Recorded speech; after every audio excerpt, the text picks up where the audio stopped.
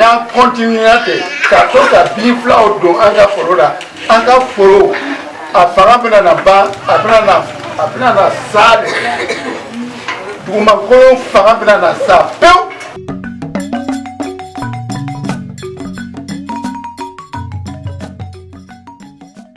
Ces séances de sensibilisation ont pour objectif d'amener les populations à respecter l'environnement, l'écologie dans la production des biens et services. Il s'agit surtout dans le domaine de l'agriculture. Quand ils font la production agricole, c'est d'éviter de détruire cet environnement-là. Détruire cet environnement, ça revient à quoi? Soit les sols qui sont là, on peut les détruire à travers l'utilisation des intrants chimiques, tels que les herbicides, surtout qu'on connaît dans cette région, ou même dans la production, dans les défrichements, on peut détruire l'environnement par rapport à ces activités de défrichement. On peut aussi détruire notre environnement à travers donc, les sachets plastiques. Donc toute activité de production qui se mène, on doit le faire dans cette perspective de produits sans détruire. Et maintenant nous avons dans cette perspective-là ce qu'on appelle les territoires produits sans détruire. Nous voulons construire avec eux des territoires où les gens ont pris conscience de la nécessité de produire sans détruire.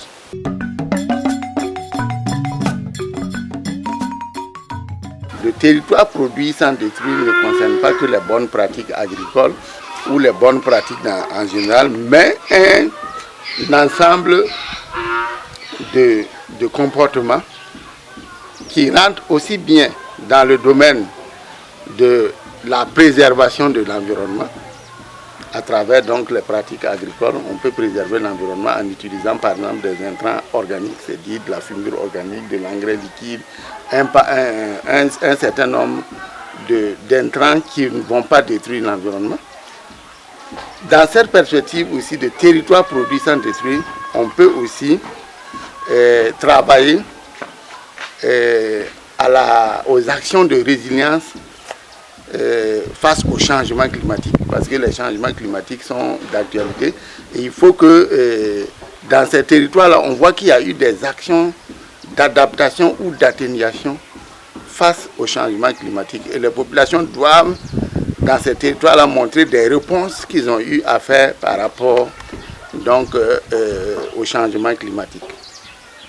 Dans le territoire produit sans détruire aussi, il y a aussi un changement de mentalité. On doit voir que les populations ont intégré dans l'ensemble ces réflexes de produits sans détruire. Donc il y a un changement de mentalité et de comportement qu'on doit constater dans un territoire produit sans détruire.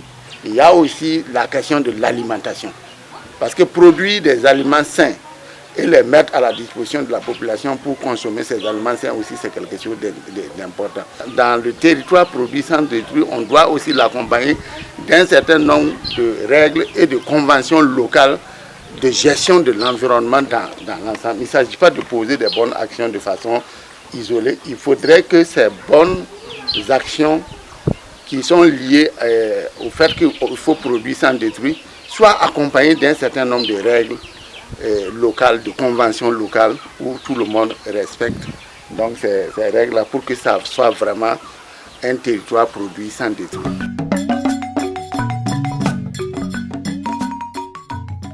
l'INADES est en train déjà de mener des actions pour amener les populations à s'approprier de ces actions qui rentrent donc dans les territoires produits sans détruire. C'est notamment des formations sur l'utilisation, sur la fabrication des intrants organiques tels que l'engrais liquide, tels que le compost, tels que les produits de traitement à base de Nîmes.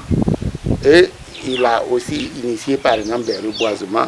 Dans chaque village, nous avons commencé à reboiser sur des espaces un peu limités pour montrer l'intérêt de l'agroforesterie multi-utilitaire. Et ça va être poursuivi dans les années à venir. Ils vont étendre cet espace-là, ils vont reboiser des espèces.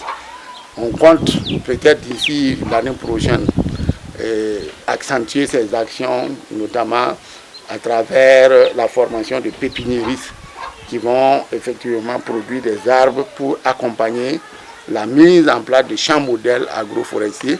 Je crois que c'est ça que nous visons et que nous, si on vient dans un des villages qui a suivi un peu tout ce que nous avons fait comme action, comme sensibilisation, on puisse voir des cas concrets d'actions qui sont liées au territoire pour nous puissions depuis. On souhaiterait par exemple voir que des gens ont réalisé des champs modèles agroforestiers où on peut visiter, qui ont donné des résultats concrets par rapport à la production agricole. Ça, ce serait vraiment un cas, des cas concrets qu'on aura vus sur le champ. On souhaite voir aussi un changement de mentalité et de comportement par rapport à certaines pratiques qui étaient là dans le temps. Je vois ici, dans le monde, il y a l'utilisation abusive, par exemple, des herbicides, qu'on voit une diminution nette de l'utilisation de ces herbicides parce qu'il faut qu'ils prennent conscience que les herbicides qu'on utilise pour étendre les exploitations agricoles ne sont pas vraiment bons pour une agriculture durable. Donc on voit que les gens ont changé et qu'ils ont abandonné cette utilisation abusive, donc des pesticides, et qu'ils ont commencé à travailler sur des superficies plus réduites mais beaucoup plus intensifs où on peut mettre beaucoup les intrants organiques et puis récolter beaucoup.